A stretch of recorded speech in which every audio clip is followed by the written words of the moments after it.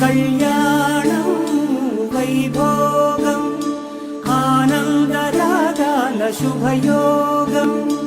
కళ్యాణం వైభోగం ఆనందరాగాల శుభయోగం. రఘువంశ రామయ్య సుగుణాల సీతమ్మ వరమాల కైవేచు సమయాన శివధనువు విరిచాకె వధువు మది గెలిచాకె మోగింది కళ్యాణ శుభవీణ. కళ్యాణం వైభోగం శ్రీరామచంద్రుని కళ్యాణం.